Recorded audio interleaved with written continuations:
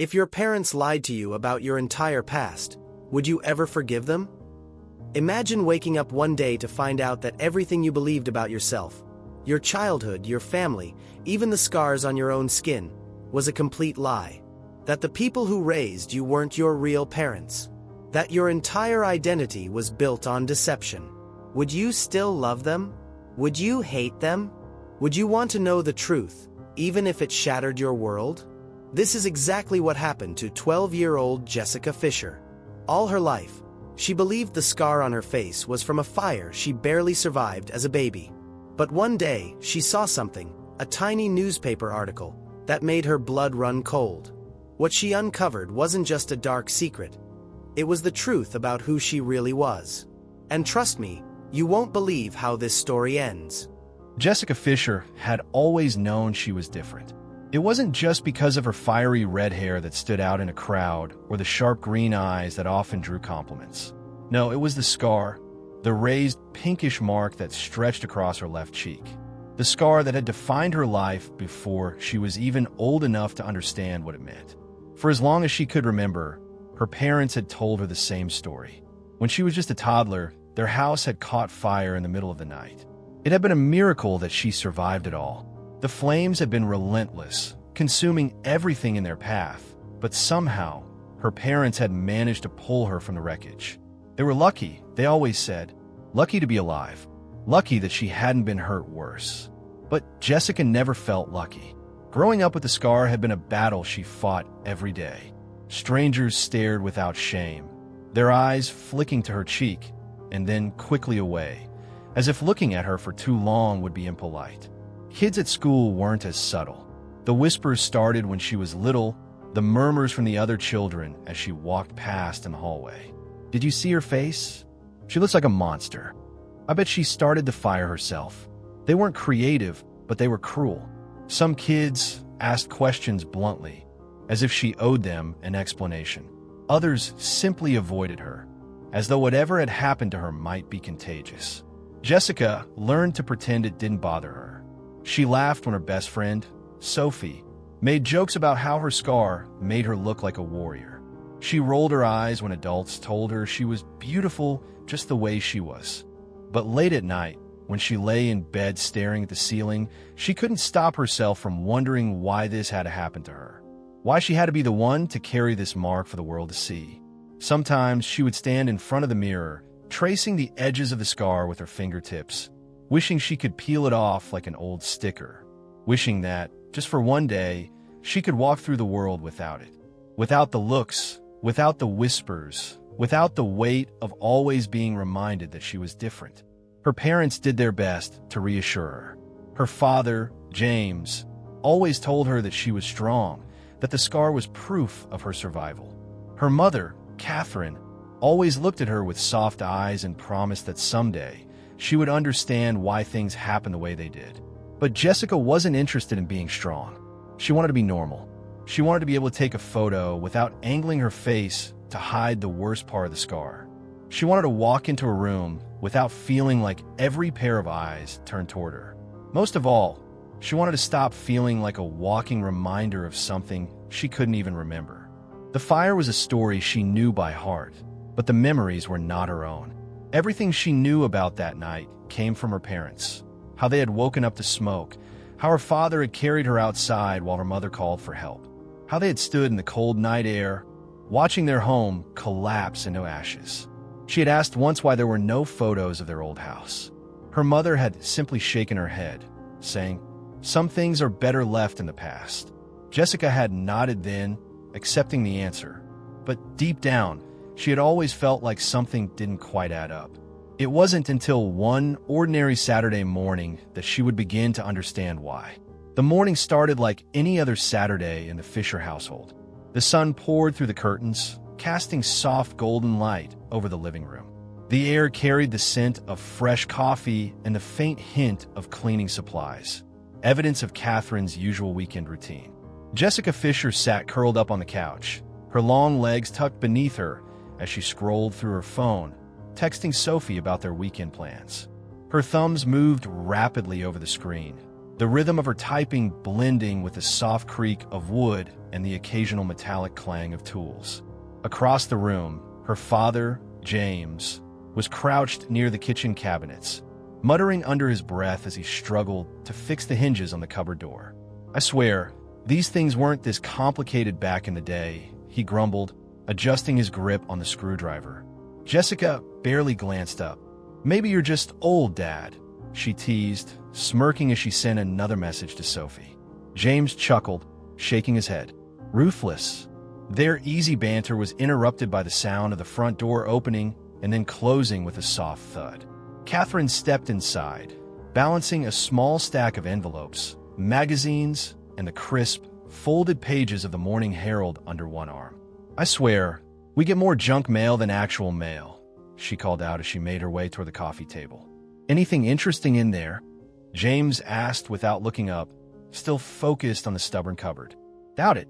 Probably just bills and grocery flyers."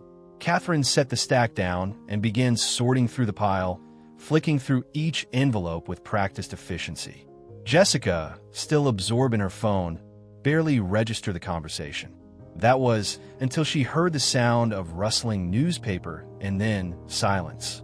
It lasted only a second, maybe two, but it was enough to catch her attention.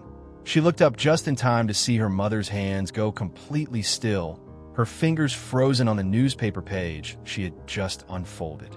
Her expression, usually calm and collected, shifted. Her face lost its color. Her mouth parted slightly as if she wanted to say something, but couldn't. Jessica frowned. "Mom." Catherine didn't respond. She just sat there, staring at the page, her eyes scanning whatever was in front of her over and over, as if trying to make sense of something shocking. Jessica sat up straighter, her phone momentarily forgotten. "Mom, what is it?" Still, no answer. A strange tension filled the room, one that even James picked up on. He finally turned away from his project, setting his screwdriver down as he wiped his hands on a rag. "Cat," he prompted, his voice laced with concern. Catherine blinked rapidly, as if snapping out of a trance. "It's nothing," she said quickly, too quickly. Her voice was tight, slightly higher than usual. Without another word, she rolled up the newspaper, folded it in half, and pressed it tightly against her chest. Jessica narrowed her eyes. "Nothing?" That was not the reaction of someone who had just read. "Nothing." James raised an eyebrow at his wife. "Catherine, I said it's nothing," she repeated, her tone firmer this time. "Just a boring article. Nothing worth reading." Jessica wasn't convinced. The tension in the room grew heavier as Catherine abruptly stood, newspaper still clutched in her grip, and made her way toward the kitchen. James and Jessica exchanged a glance. "What was that about?" Jessica asked, her curiosity fully piqued now. James shook his head. "No idea." Jessica turned back to watch her mother disappear into the kitchen. A few seconds later, she heard the sound of the trash bin lid opening and then closing.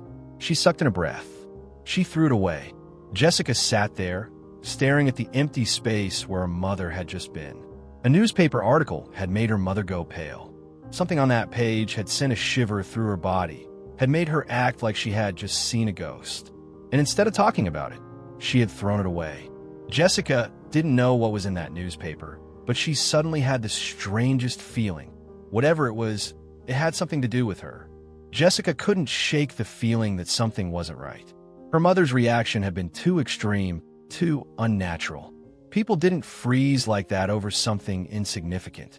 They didn't clutch newspapers to their chest, as if shielding a secret, and then rush to throw them away. For the next few minutes, she sat on the couch, pretending to be focused on her phone, but her thoughts were elsewhere. The image of her mother's pale face, the tension in her posture, the way she had practically bolted out of the room, it all replayed in her mind. She tried to convince herself that she was overthinking it. Maybe it was just some tragic news story that had hit too close to home. Or maybe, she reasoned, it was an article about someone they knew, an old friend, a former neighbor. That would explain the shock, wouldn't it? And yet, something about it didn't sit right. Eventually, curiosity won out. Jessica set her phone down and made her way toward the kitchen, casually peeking inside to make sure her mother wasn't around. The coast was clear. She stepped toward the trash bin, lifting the lid just enough to peer inside. Her stomach dropped. The newspaper wasn't there. She lifted the lid higher, rummaging through the discarded items. Empty food wrappers, a crumpled-up grocery list, yesterday's mail, but no sign of the newspaper. Jessica frowned, a strange unease creeping up her spine. Her mother had thrown it away. She had heard it. So where was it? Had her mother taken it out of the house entirely? The thought unsettled her more than it should have. It wasn't just about the newspaper anymore. It was about what it represented. Her mother had deliberately hidden something from her, something important enough to remove completely from the house. She straightened, glancing toward the hallway where her mother had last disappeared. Was she being paranoid? Maybe. Was her mother being overly dramatic? Definitely. Jessica sighed, pushing the lid back down and walking away. Fine. If her mother didn't want her to see whatever was in that paper, then so be it. She had better things to worry about than some random article. And yet, no matter how hard she tried to brush it off, the unease lingered. She wouldn't understand why. Not yet. Not until much later that day, when something completely unexpected happened. Something that would make her wish she had fought harder to see what was in that newspaper. Jessica sat in the back seat of the car, her arms crossed tightly over her chest as she stared out the window. The buildings and trees blurred past, but she wasn't really seeing them. Her mind was elsewhere, trapped in the same cycle of frustration that had been brewing inside her for years. She hated these checkups. It wasn't that she disliked the doctor himself. Dr. Smith was kind, always gentle, never making her feel like she was some medical anomaly. But these visits were a constant reminder that her scar was still there. That no matter how many creams, treatments, or procedures she went through, the mark on her face refused to fade away. She sighed, tilting the mirror in the sun visor to glance at her reflection.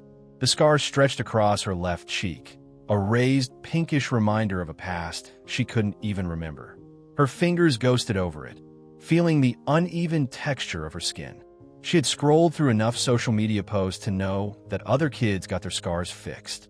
She had seen before and after photos of girls who had undergone facial reconstruction, their once flawed skin now smooth and perfect. So why couldn't she? As they pulled into the clinic's parking lot, Jessica finally broke the silence. What if I got cosmetic surgery? Her parents both turned to look at her. James, who had been about to unbuckle his seatbelt, froze mid-motion. What? Jessica swallowed, but forced herself to keep going. I was just thinking maybe it would be better if I got cosmetic surgery or something. Catherine turned fully in her seat, her expression unreadable. Jessica, where is this coming from? I see it online all the time, she said quickly, trying to make it sound logical instead of desperate. There are kids getting facial reconstruction for their birthdays. Parents pay for it as a gift. I saw a video the other day, and the results were amazing. You can't even tell they ever had scars. A heavy silence settled in the car. James sighed, running a hand through his hair. Sweetheart, you're only 12. You don't need any of that. Jessica's face heated. But I could. I looked it up. There are doctors who do it for younger kids. Catherine's eyes softened. Jess, that kind of surgery is expensive. If we could afford it, maybe we'd consider it, but that's a big decision. It's not just about money. It's about your health, your well-being. Jessica gritted her teeth, the familiar sting of disappointment settling in her chest. So that's it? I just have to live like this forever. Jess, people stare at me, she blurted out, her voice cracking slightly. They whisper about me at school. They act like I'm some kind of freak. Catherine reached out, placing a gentle hand on Jessica's shoulder, but she shrugged it off. James spoke, his tone gentle but firm. You're beautiful just the way you are. Jessica let out a bitter laugh. Every adult says that. It doesn't change anything. She pushed open the car door before either of them could respond, stepping out onto the pavement with a huff. She knew they meant well, but they didn't understand. How could they? They weren't the ones living with it. As she walked toward the clinic, she clenched her fists at her sides. If her parents wouldn't help her, she'd have to figure out another way. The clinic smelled of antiseptic and faintly of lavender air freshener, a strange mix of sterility and forced comfort. Jessica had been here so many times before that the waiting area, the worn magazines stacked on the coffee table, and even the hum of the overhead lights felt oddly familiar. She checked in at the front desk, nodding absent-mindedly as the receptionist confirmed her appointment. Her parents took seats in the waiting area, but Jessica remained standing for a moment, staring at her reflection in the clinic's glass door. She didn't know what she was expecting to see. Some kind of change, something to show that all these months of treatments were working. Nothing looked different. Her name was called, and she followed the nurse down the hall to an examination room. Moments later, Dr. Smith entered, his usual warm smile in place. He was a man in his 50s, with kind eyes and salt and pepper hair. Jessica had been seeing him for years, and while she appreciated his patience, she hated the fact that she was still here.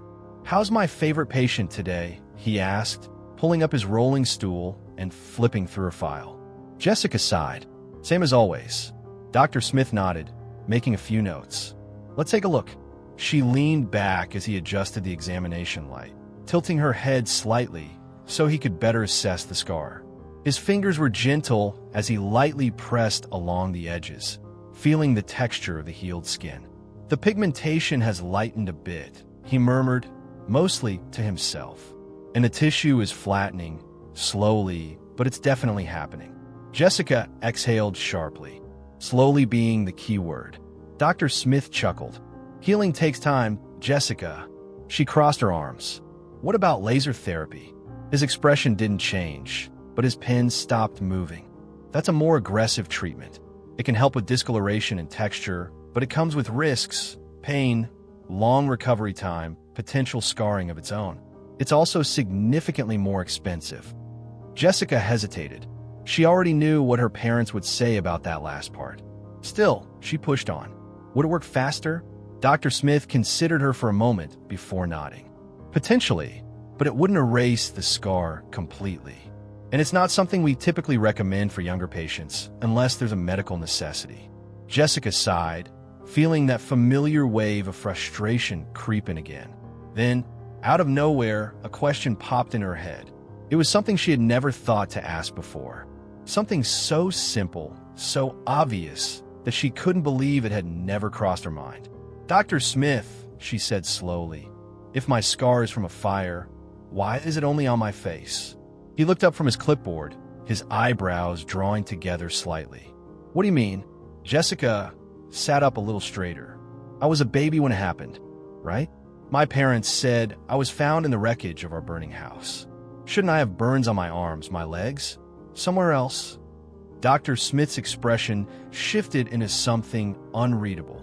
He leaned back in his chair, tapping his pen against the clipboard. "That's an interesting question," he admitted. "Usually, in fire-related injuries, burns don't happen in just one isolated area, especially in young children, since they tend to curl into themselves when exposed to heat." Jessica's pulse quickened. "So what does that mean?" Dr. Smith hesitated, clearly choosing his words carefully. "I wasn't the doctor who initially treated your burns, Jessica. By the time I started seeing you, the healing process was already well underway. But based on your medical history, it does seem unusual." She swallowed, a strange unease settling in her stomach. "Should I ask my parents?" Dr. Smith nodded. "I think that would be a good idea." Jessica bit her lip. She didn't know why, but something about this conversation left her feeling unsettled. As she walked out of the examination room, her prescription slip in hand, she felt more confused than ever. Her whole life, she had believed one story, one version of the truth. But now, for the first time, she wasn't so sure it had been the truth at all. Jessica stood at the bus stop, her arms crossed against the slight breeze. The late afternoon sun cast long shadows across the pavement, and the air smelled faintly of freshly cut grass and exhaust fumes from passing cars. She had just finished her appointment at the dermatologist's clinic, but instead of feeling hopeful, she felt more frustrated than ever. Her scar was still there. It would always be there. And now, there was a new question burning in her mind, one she couldn't stop thinking about. Why was the scar only on her face? She sighed, pulling her phone out of her pocket. A message from Sophie blinked on the screen, But before she could respond, something caught her eye across the street. A small newspaper kiosk sat on the corner, its metal shelves lined with neatly stacked papers and magazines. Jessica's breath hitched. The Morning Herald, the same newspaper her mother had thrown away that morning, the one that had made her pale and nervous. Jessica's feet moved before she even made the conscious decision to walk. She crossed the street quickly, stepping up to the kiosk as an old man behind the counter gave her a nod of greeting. "Paper's fresh," he said, adjusting a stack. "You looking for today's edition?" Jessica hesitated for only a second before nodding. "Yes, please." The old man handed her a crisp copy, and she fished some coins from her pocket, exchanging them with slightly shaky hands. As she turned away, she already started flipping through the pages, her fingers skimming past headlines about politics, weather reports, and sports scores. What had her mother seen? Would have been so bad that she had to get rid of the entire newspaper. Her eyes moved quickly, scanning articles without really reading them. And then, her breath caught. It was in the missing persons section, tucked away near the bottom of the page. A photo of a little girl. Jessica's stomach twisted as she stared at the image.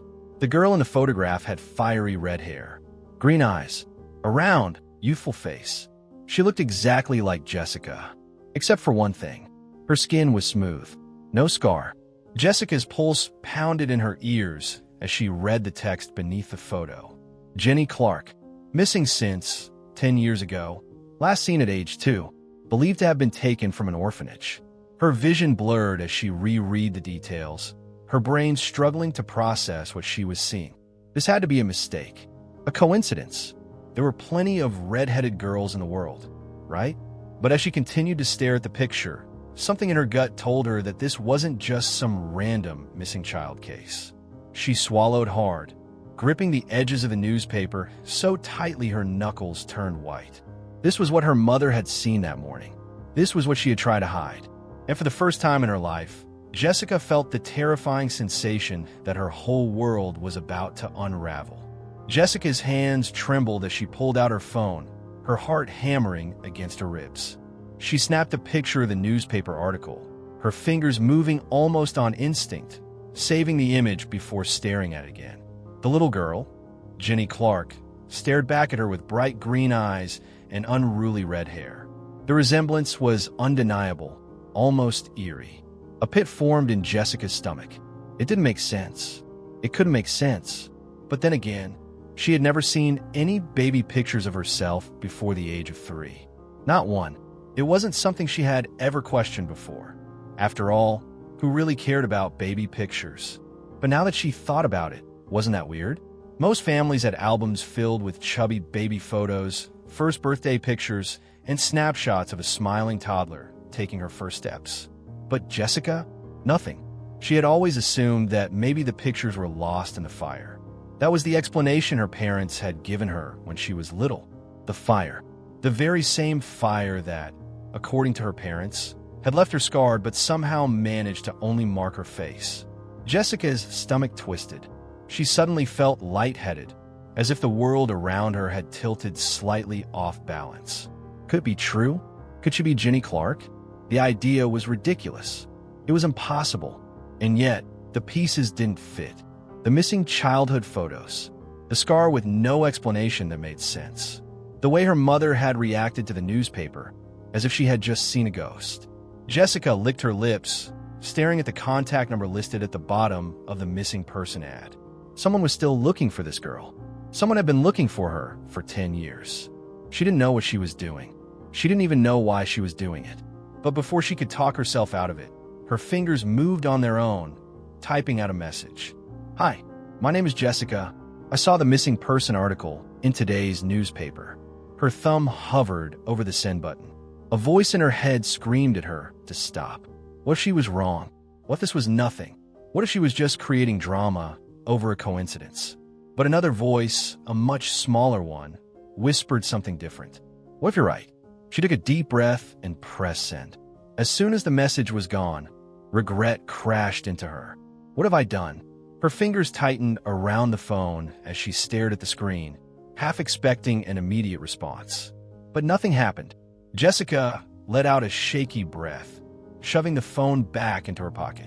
She told herself it was just in case, just to confirm what she already knew. But deep down, she felt it. Something was wrong, and whether she was ready for it or not, she had just set something in motion that she could never take back. By the time Jessica got home, the weight of the newspaper's revelation sat heavy in her chest. The moment she stepped through the front door, she knew she couldn't pretend everything was normal. Her parents were in the kitchen. Catherine was rinsing dishes in the sink, and James was at the table, flipping through his old toolbox. They looked so ordinary, so parent-like, but Jessica's mind swirled with doubt. How much of this life had been real? How much of it had been a carefully constructed lie? She took a deep breath, stepping forward. "Mom, Dad, can I ask you something?" Catherine turned off the water and glanced over her shoulder. "Of course, sweetheart. What's on your mind?" Jessica hesitated for only a second before going straight for it. "Do we have any baby pictures of me?" The air shifted instantly. Catherine's hands stilled on the dish towel. James looked up from his toolbox, his eyebrows knitting together. It was subtle, but she saw it. The hesitation, the quick flicker of something across their faces before they masked it. Catherine was the first to speak. "What do you mean?" Jessica folded her arms. I don't think I've ever seen any pictures of me before I was 3. Do we have any?" There was a pause. Too long. Then, her mother forced a smile. "Well, honey, you know most of our old pictures were lost in the fire." Jessica's heart pounded. The fire. Always the fire. "But wouldn't you have at least one?" she pressed. "Something from when I was a baby? Everyone has baby pictures, right?" She watched as Catherine swallowed hard. "Jess, why are you asking this all of a sudden?" Jessica took another step forward, her voice sharper now. "Because it's weird. Don't you think it's weird? I don't remember anything from before I was 3. I don't have any pictures. You don't even tell me stories about when I was a baby. It's like my life didn't start until after the fire." James finally spoke, his voice measured. "Jessica, of course your life started before then, but the fire was a traumatic event. We lost everything. You were too young to remember." It was the same answer they always gave her, the one she had accepted her whole life. But not anymore. Jessica reached into her bag and pulled out the crumpled newspaper, unfolding it with shaking hands. "Is this why?" she demanded. Catherine gasped. James's face paled. Jessica slammed the paper down on the table, pointing to the missing persons section. "This girl, Jenny Clark, she looks just like me. Same hair, same eyes. She went missing 10 years ago. Her parents didn't move. They didn't say anything. That was all the confirmation she needed." Jessica's stomach twisted painfully. "Oh my God," she whispered. "It's true, isn't it?" James recovered first. In a swift motion, he snatched the newspaper from the table. "You don't need to be reading this," he said, his voice uncharacteristically firm. Jessica's jaw clenched. "Give it back." "No." Her heart pounded as she stared at the man she had always called Dad. She barely recognized him in that moment. "You're hiding something," she accused, her voice rising. "Why won't you tell me? What are you so afraid of?" Catherine reached for her, but Jessica stepped back. "Sweetheart," her mother started, her voice trembling. "Please, just let this go." Jessica shook her head, her vision blurring with unshed tears. "No, I'm done letting things go. You're lying to me. I want the truth." The room was thick with silence, suffocating, unbearable. James's grip on the newspaper tightened, his knuckles turning white. Jessica took a deep breath, forcing herself to steady her shaking hands. For the first time in her life, she wasn't sure who her parents really were, and she wasn't sure she ever wanted to find out. Jessica couldn't take it anymore. The suffocating silence, the way her parents kept dodging her questions, the way James had snatched the newspaper like she was some little kid who couldn't handle the truth. She needed to get out of the house. Her hands were still shaking as she stormed upstairs, yanking open her closet and grabbing a backpack. She wasn't even sure what she was packing, just a few essentials, a hoodie, her charger. All she knew was that she needed space, needed to breathe, needed to be somewhere where her entire life didn't feel like it was crumbling beneath her feet. Sophie, her best friend, had always been her safe place. If there was anyone she could trust, anyone who wouldn't treat her like a fragile doll who needed protecting, it was Sophie. Pulling out her phone, she quickly typed a message. "Jess, can I stay at your place tonight?" A response came almost immediately. "Sophie, duh. My mom already said yes. What's going on?" Jessica hesitated. How did she even begin to explain? "Jess, I'll tell you when I get there." She slung her backpack over her shoulder and headed downstairs, her heart pounding. James and Catherine were still in the kitchen. Her mother had her arms crossed, her eyes filled with something Jessica couldn't quite place. Worry? Guilt? Her father stood beside her, his jaw clenched. The newspaper was gone, probably stuffed in some drawer, hidden away like the truth they refused to tell her. Jessica took a deep breath. "I'm staying at Sophie's tonight." Catherine's head snapped up. "Jessica, I don't think." "I'm not asking." Her parents exchanged a glance, something silent passing between them. Then James nodded, his voice unusually calm. "We'll drive you." Jessica shook her head. "I'll take the bus." "It's late," Catherine said gently. "Let us take you, sweetheart." Jessica hesitated. She didn't want to be in the car with them. Not right now. But arguing would just make everything worse. She just wanted to leave. She exhaled through her nose. "Fine." Catherine's tense shoulders seemed to relax slightly. "Why don't you have some water before we go?" she suggested, already turning to grab a glass from the cupboard. "You look upset. You should stay hydrated." Jessica frowned, but didn't argue. The truth was, her throat was dry. She took the glass and sipped it absent-mindedly while her mother watched her. The water was warm, not unpleasant, just a little strange. The glass was only half empty when she set it down, brushing past her parents toward the door. "Let's go," she muttered. James grabbed the car keys, and they headed outside. As soon as Jessica settled into the passenger seat, a strange heaviness settled over her. Her limbs felt sluggish. Her eyelids drooped. She blinked, shaking her head slightly, trying to focus. What? A wave of exhaustion crashed over her, so sudden and so unnatural that a flicker of alarm sparked in her chest. She turned to her parents, confusion swirling in her mind. James was watching the road. Catherine was watching her. Jessica tried to speak, but her tongue felt heavy. The streetlights blurred into streaks of gold as her vision tunneled. This wasn't normal. She wasn't just tired. Something was wrong. But before she could fight it, before she could ask the question forming in the back of her foggy mind, everything went dark. Jessica's consciousness clawed its way back from the abyss, thick and sluggish, like trying to swim through molasses. Her head ached a deep, pulsing throb that made it difficult to think. Her body felt wrong. Heavy, uncooperative, like she was still half asleep even though her mind was waking up. She tried to move, but her limbs barely responded. Panic crept in her chest, sharp and immediate. Where was she? The last thing she remembered was getting into the car, her parents telling her they would drive her to Sophie's house. She had taken a sip of water. Then nothing. Her eyelids fluttered open, and the sight that greeted her made her stomach drop. She wasn't at Sophie's house. She wasn't even in a familiar place. She was inside a camper. The small, enclosed space smelled of wood and stale air. The tiny table bolted to the floor, cabinets stacked overhead. A thin mattress beneath her pressed against her back. And as she turned her head toward the window, a fresh wave of fear crushed her. Outside, there was no street, no sidewalk, no houses. Just trees. A dense, endless forest stretched in every direction, the sky above tinged with deep blues and purples. Early evening or early morning, she couldn't tell. But one thing was clear. They had taken her. She struggled to push herself up, her muscles weak, her fingers trembling. The drowsiness, the way her body refused to cooperate. They drugged me.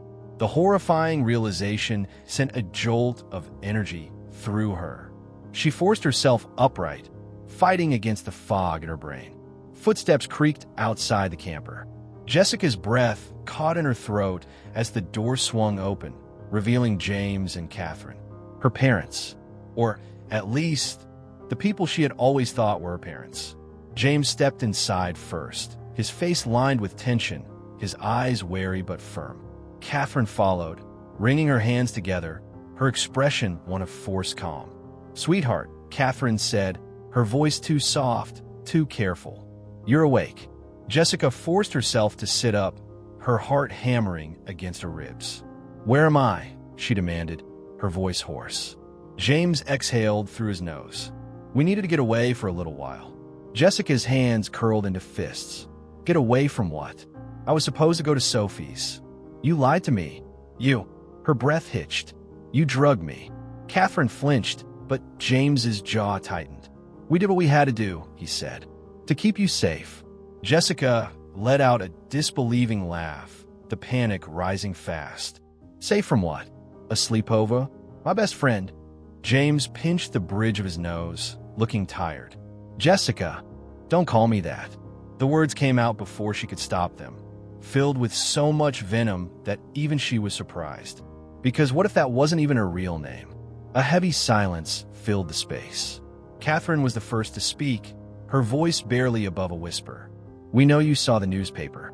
Jessica's blood turned to ice. She stared at them, at the way their expressions had darkened, at the way they weren't even denying it. You're lying to me, she whispered. James took a step forward. We love you. You stole me. Her voice cracked, raw and furious, the words bursting out of her like fire. Catherine's face crumbled, tears welling in her eyes. It's not that simple.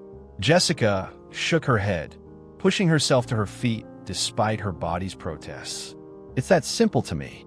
She turned toward the camper door, her pulse racing. She had to get out of here. She had to run. But before she could take another step, James grabbed her wrist. Jessica, he said, his voice firm, warning her. She froze. The weight of his grip sent a shiver down her spine. And for the first time in her life, she was afraid of him. Jessica's heart pounded against her ribs as she wrenched her arm away from James's grip, stumbling back until she hit the small table bolted to the camper's floor. The space felt suffocating, the air thick with something unspoken, something about to shatter her entire world. Tell me the truth, she demanded, her voice shaking. Right now. No more lies. James and Catherine exchanged a glance. That look, the same one they had given each other at home when she first asked about the newspaper. It was a silent conversation, one Jessica wasn't supposed to understand. But she did now. They were deciding whether or not to finally admit it. Catherine exhaled, rubbing her hands over her face before dropping them to her sides. Her eyes glistened with unshed tears, her voice barely a whisper. You're not our biological daughter. The words punched the air from Jessica's lungs. She felt like the floor had tilted beneath her, like she was falling and there was nothing to grab onto. James stepped forward. You were never in a house fire, Jessica. She let out a shaky breath. No, that's not. She shook her head violently, rejecting it. That's not possible. You told me. I know what we told you, Catherine said softly, her voice aching with guilt. But it wasn't the truth. Jessica pressed her fingers to her temples, her pulse roaring in her ears. Then what is? She whispered. Silence. For a moment, she thought they wouldn't answer. Then James spoke, his voice heavier than she had ever heard it before. You were taken from an orphanage when you were 2 years old. Jessica stilled. Her heart stopped. Her whole body went numb. Catherine wiped at her eyes. We didn't kidnap you, she insisted quickly. Not in the way you're thinking. Jessica's stomach twisted violently. Oh, so you just what?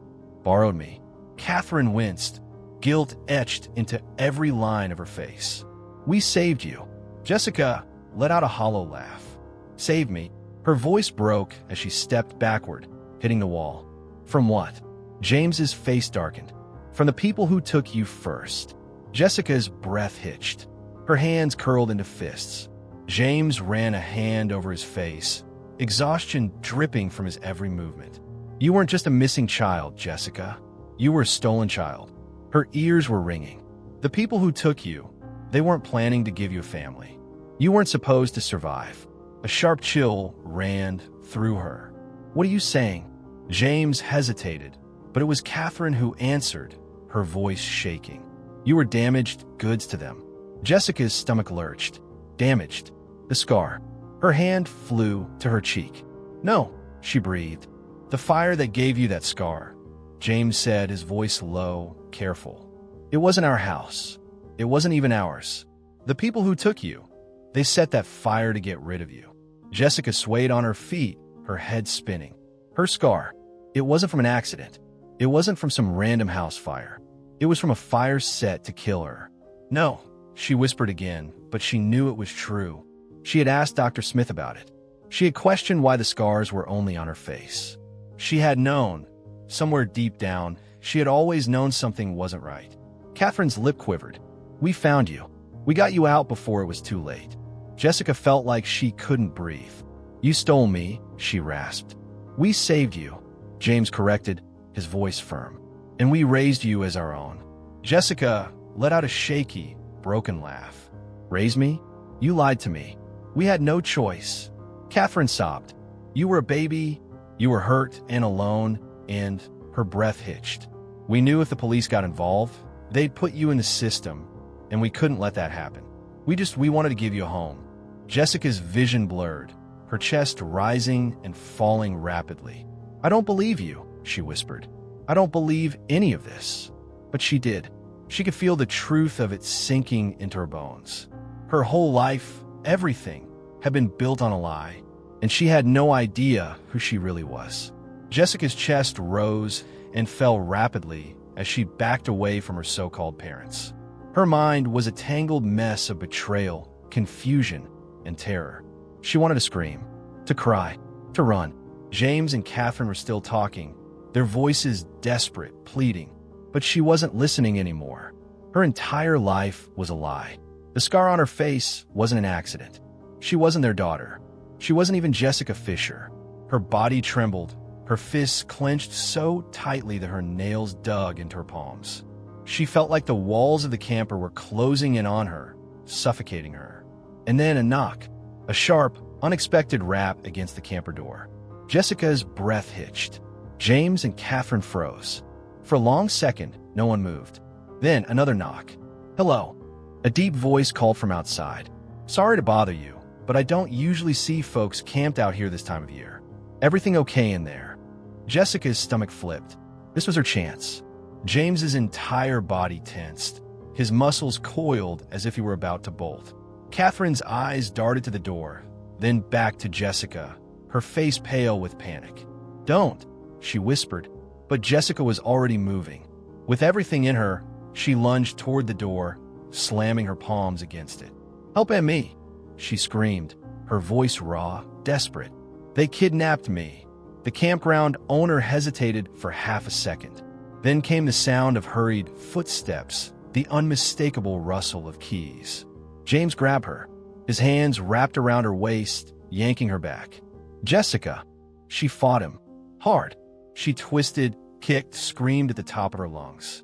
Catherine was crying now. Please don't do this, she begged. We love you. We were only trying to protect you. Let me go. Jessica shrieked. The door burst open. A man in his 60s stood there, wide-eyed at the scene before him. Jessica thrashing, James gripping her like a lifeline, Catherine standing there, weeping. The campground owner's expression hardened. Get your hands off her. James hesitated for half a second too long. And in that second, Jessica ripped free. She bolted past him, past Catherine, straight into the cold night air. The campground owner shielded her, stepping between her and the people she had once called Mom and Dad. Call the cops, Jessica gasped. Her voice was shaking, but she didn't care. Please call the police right now. James staggered back, his hands lifting in surrender. Wait, but the campground owner was already pulling out his phone. Yeah, we got a situation here, he said into the receiver, his voice clipped and serious. Possible kidnapping. Kid says she was taken. I need law enforcement down at Whispering Pines campground now. Jessica pressed her hands to her face, her breaths coming in short, ragged bursts. Sirens, distant at first, but growing louder. They were coming. James and Catherine stood frozen in the doorway of the camper, their faces pale, their bodies coiled with tension. Jessica could barely breathe. Her entire body was still trembling from the struggle, her heart hammering so hard she thought it might break through her ribs. But she wasn't scared anymore. She was angry. The campground owner was still on the phone, his voice firm as he relayed the situation to the dispatcher. Yeah, she's safe with me now. The suspects are here. No, wait. He cut himself off. James moved first. Without another word, without even trying to defend himself, he grabbed Catherine's wrist and bolted. Itchy. The campground owner barked, but it was too late. They were running. Jessica's stomach dropped as she watched them disappear into the woods, their figures swallowed by the dense blackness of the trees. Her breath caught in her throat. They were running. Her kidnappers, the people who had raised her, who had lied to her, who had stolen her life, were running like criminals. And that's exactly what they were.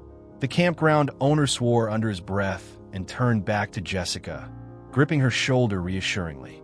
Stay with me, kid. You're safe now. But Jessica's body was still shaking, her eyes locked on the dark forest. Had they ever planned on telling her the truth? Or were they just going to keep pretending, keep lying, until she stopped asking questions? She didn't know. And now, she might never know, because they were gone.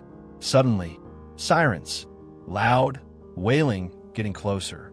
Jessica sucked in a breath as flashing red and blue lights streaked across the trees, their glow slicing through the darkness like a blade. A rush of gravel and tires, then car doors slamming open. A group of officers flooded the campground, their flashlights sweeping the area. One of them, a man with a strong build and a sharp gaze, stepped forward, his eyes immediately landing on Jessica. "Are you the one who called?" he asked, his tone calm but urgent. The campground owner answered for her. "No, she's the victim. These two people, they just ran into the woods. They drugged her, kidnapped her. She needs help." Jessica's throat felt tight, but she forced herself to speak. "They're not my parents," she whispered, her voice hoarse. "They stole me." The officer's expression hardened. He immediately lifted his radio. "Dispatch, we have 2 suspects on foot fleeing into the forest behind Whispering Pines campground. We need search units and a K-9 team." Jessica barely registered the words. All she could do was watch as the officers split up, some staying with her, some disappearing into the forest after the 2 people who had once been her whole world. But they weren't anymore, because now she knew the truth. The police station was buzzing with activity, phones ringing, officers moving quickly from desk to desk, the low murmur of conversations filling the air. But Jessica barely noticed any of it. She sat in a chair near the front desk, wrapped in a borrowed police jacket, her arms tightly folded over herself.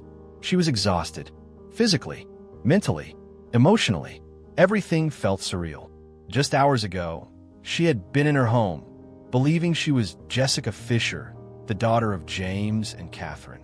Now, she wasn't sure who she was anymore. The officers had questioned her gently but thoroughly, taking her statement about what had happened, the drugging, the abduction, the confession. She told them everything, and in return, they had told her what she already knew deep down. James and Catherine were gone. The search teams had combed the forest, but there was no sign of them. They had disappeared into the night, leaving nothing behind but the wreckage of their lies. Jessica had thought she would feel relief, but all she felt was empty. She didn't know what was supposed to happen next. Was she going to live in foster care? Was she going to be placed with some stranger? Was she even Jessica Fisher anymore? And then, a voice. Soft, shaky. "Jessica." Jessica turned. A young woman stood in the doorway of the station. She had long, fiery red hair, green eyes that were wide with shock. She looked older, maybe 18, but there was something about her face, something about the shape of her jaw, the way her brows furrowed. Jessica's heart stopped, because it was her own face. Older, unscarred, but hers. The woman stepped forward, her hands trembling. "Is it really you?" she whispered. Jessica tried to speak, but the lump in her throat was too thick. The officer beside her cleared his throat. "Jessica, this is Samantha Clark," he said gently. "She's your biological sister." Samantha Clark. The name hit Jessica like a shockwave. Samantha, the person who had been looking for her. The one who had put her photo in the newspaper year after year, never giving up hope. Jessica's chest tightened painfully. She should have said something. She should have spoken, should have asked a million questions. But she didn't, because in the next second, Samantha crossed the room in 2 strides, and wrapped Jessica in the tightest, most desperate hug she had ever felt in her life. And Jessica collapsed into her arms. Tears spilled down her cheeks as she buried her face against Samantha's shoulder. She didn't have to ask if it was true. She knew. This warmth, this embrace, the way her body immediately recognized the person holding her. It was real. Samantha's voice broke as she whispered, "I've been looking for you for so long." Jessica clung to her, finally allowing herself to cry. Because for the first time since the world had fallen apart, she wasn't alone. She was home. The next few days passed in a blur. Jessica, or Jenny, as she was beginning to call herself, found herself sitting in cold offices, answering more questions from police officers, child welfare workers, and doctors. Everything was moving fast, but at the same time, it felt too slow. She had given a DNA sample almost immediately after meeting Samantha. The officers said it was protocol, but deep down, she didn't need a test to tell her what she already knew. When the results came back, it was official. She was Jenny Clark. She was the missing girl from the newspaper. She wasn't James and Catherine's daughter. She never had been. The weight of it all pressed on her like an invisible force, heavier than anything she had ever carried before. But through it all, Samantha was there. Samantha, who had never let go of the idea that her baby sister was alive. Samantha, who had spent years posting ads in newspapers, hoping that one day Jenny would see them. Samantha, who was now the only real family Jessica had left. "Look, I know this is a lot," Samantha said one afternoon as they sat together in the small waiting room of the social services office. Her voice was hesitant, careful, as if she was afraid to push too hard. "I don't expect you to just snap your fingers and be okay with everything." Jessica stared at the floor, her fingers twisting in her lap. "I don't even know who I am anymore," she admitted. Samantha smiled sadly. "That's okay. We'll figure it out together." A lump formed in Jessica's throat. Together. She hadn't realized how much she needed to hear that. Later that day, a caseworker sat them down and explained the next steps. Because Samantha was 18, legally an adult, she had the option to become Jenny's guardian. The word sent a strange mix of emotions through Jessica.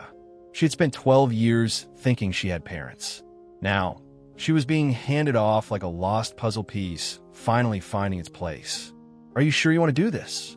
Jessica asked, her voice small. I don't even know how to be your sister." Samantha let out a soft laugh.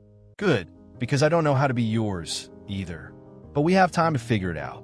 Jessica swallowed the lump in her throat. For the first time, she didn't feel like she was fighting alone. She wasn't sure what the future held. She didn't know how she would ever come to terms with what had happened, what James and Catherine had done. But she did know one thing. She was Jenny Clark, and for the first time in her life, she was ready to find out who that really meant she was. Jessica stood in front of the mirror in the police station's dimly lit bathroom, staring at the reflection that had always felt like a stranger to her. For as long as she could remember, her scar had been the first thing she noticed. It was the thing everyone noticed, the mark that made her different, the flaw that made her wish she could disappear into the background. But tonight, she didn't see it the same way. Her fingers brushed over the raised skin, tracing its familiar path along her cheek. She had spent years hating it, wishing she could erase it, cover it, pretend it wasn't there. Now, she finally understood. Her scar wasn't a burden. It was proof. Proof that she had survived. Proof that she had fought her way through the darkest parts of her life and come out on the other side. She wasn't Jessica Fisher. She was Jenny Clark, and she was still standing. A soft knock at the door made her blink, snapping her out of her thoughts. She turned to see Samantha waiting in the doorway, a gentle smile on her face. "Ready to go?" she asked. Jessica took one last look in the mirror. The girl staring back at her was different now. Not because her reflection had changed, but because, for the first time, she accepted it. She nodded. "Yeah, I'm ready." As she stepped out into the hallway, walking beside the sister she had never known she had, Jessica knew the road ahead wouldn't be easy. There were still questions to answer, wounds that wouldn't heal overnight, a future she had never imagined for herself waiting just outside those doors. But for the first time in her life, she wasn't afraid of it. because she wasn't alone anymore. And for the first time, she was free. And so, Jessica, or rather, Jenny Clark, takes her first steps into a new life.